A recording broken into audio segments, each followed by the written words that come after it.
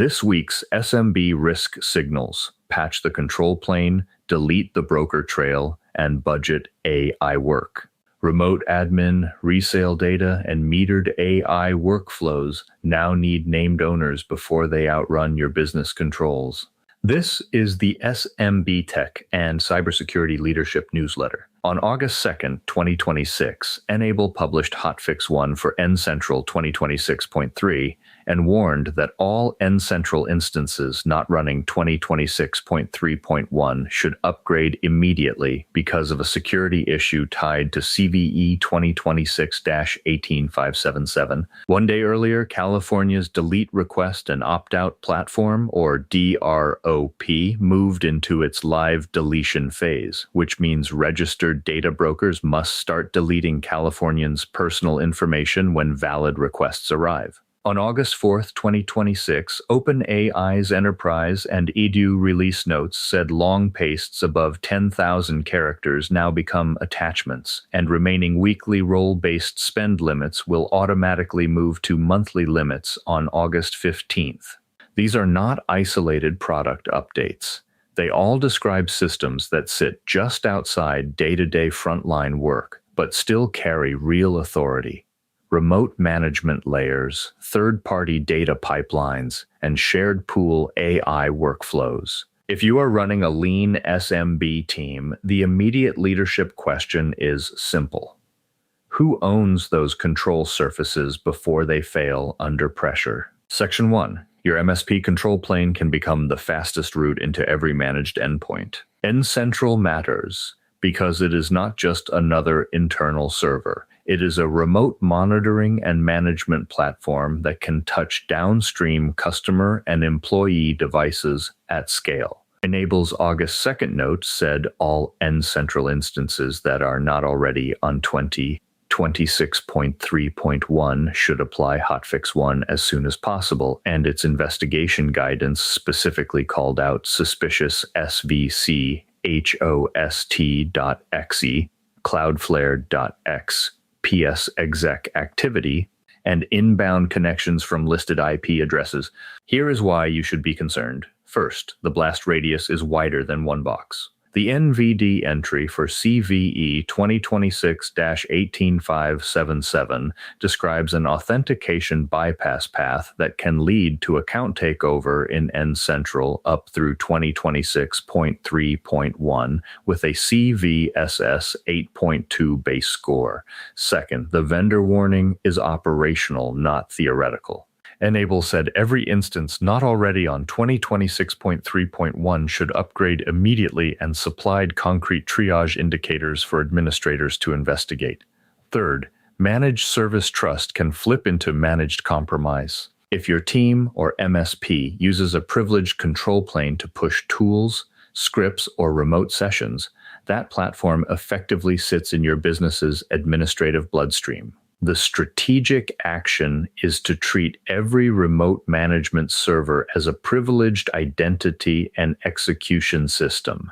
Your patch process for those tools should be faster than your normal server cadence, and your response plan should assume that compromise could spread through the same automation you usually trust.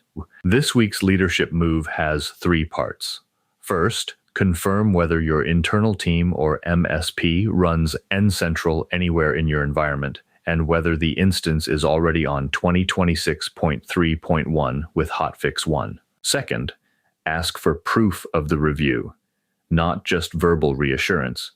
Patch evidence, admin session review, remote access logs, and any findings tied to the N-able indicators.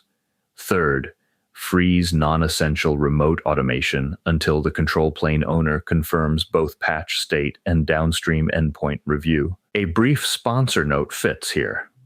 For SMBs that need stronger endpoint containment when a remote management layer goes sideways, Bitdefender is a practical fit for tightening device-level detection, isolation, and response while you verify whether administrative tooling has been misused. Section 2. California's broker deletion rule turned data resale into a live operating obligation. California's August 1st DROP milestone matters because it converts consumer privacy rights into an active business process. Attorney General Rob Bonta said Californians can submit one deletion request that reaches more than 500 registered data brokers, and his office said more than 225,000 Californians signed up in less than 6 weeks after launch. If your business buys enrichment data, lists, audience segments, or broker-sourced records, that is no longer just a marketing input. It is a workflow that can now generate deletion pressure at scale. Here is why you should be concerned. First, the volume trigger is real. One validated request can fan out to hundreds of brokers at once, which means deletion, suppression, and proof duties can show up quickly across the vendor chain. Second, your vendor choices can become your privacy problem. Even if you are not a registered broker yourself, you can still be exposed if you rely on broker-fed lists or cannot explain how third-party data entered your stack. Third, the rule rewards proof, not intent. When customers, regulators, or enterprise buyers ask where data came from and whether it was deleted, a good faith answer without evidence is not enough. The strategic action is to inventory every place your business acquires personal data that did not come directly from the customer. Then decide who owns deletion routing, suppression lists, contract language, and the evidence trail when a vendor must prove a request was honored. I recognize that many SMB operators inherited these data feeds from old demand generation experiments, partner deals, or CRM migrations that still run quietly in the background. That inherited sprawl is exactly what turns a privacy rule into an executive issue. If no one can name the owner of the broker trail, the business is still depending on a blind spot. This week's leadership move has 3 parts. First, list every current data source in your CRM, marketing automation, and outbound tooling that did not come directly from a first-party customer action. Second, mark which sources came from a broker, enrichment vendor, lead marketplace, or scraped data workflow. Third, assign one owner for deletion proof and one owner for vendor contract review, then make them compare the same source list this week. Another sponsor note belongs here. Optory is a strong fit when you need to reduce personal data exposure, remove records from broker ecosystems, and cut down the amount of discoverable information already circulating about executives and staff. Section 3, AI work is moving into usage-governed operating lanes, not side experiments. The August 4th Open AI Enterprise and Edu update matters because it changes how heavy AI work behaves and how it is budgeted. Pastes longer than 10,000 characters now become attachments instead of inline prompt text, which is a signal that larger working sets are being handled more deliberately.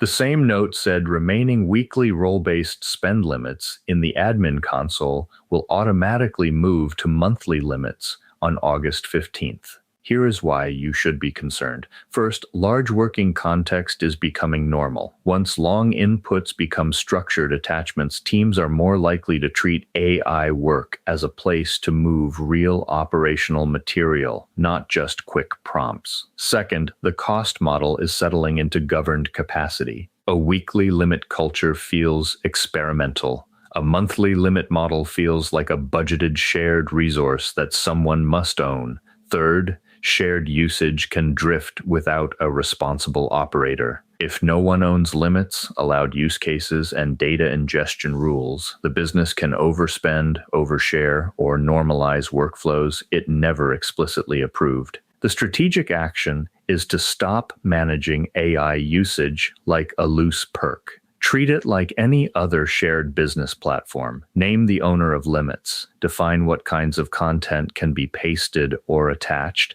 and decide which high-cost or high-risk workflows need approval before they become habitual. This week's leadership move has 3 parts. First, identify which team owns your shared AI budget role limits, and admin console settings today. Second, decide whether any workflow involving contracts, regulated data, pricing, payroll, or customer exports should be blocked from long-paced or attachment-heavy use without review. Third, set one monthly review cadence for usage spikes, new workflow requests, and documented exceptions before August 15th arrives. Final thoughts for leaders. This week's signals all point to the same leadership lesson. Your risk is increasingly concentrated in the systems around the main workflow, not just inside it. Remote management layers can become privileged execution paths. Broker-fed data can become a deletion and sourcing problem overnight. Shared AI work can turn into an unowned budget and data governance issue if you let convenience define the rules. Put one item on your next leadership agenda. List the control surfaces in your business that can administer devices, source outside personal data, or consume shared AI capacity. Then assign the named owner for each one before next week closes. Subscribe to access the premium implementation pack, the owner register, the checklist, the exercise, and the full strategy.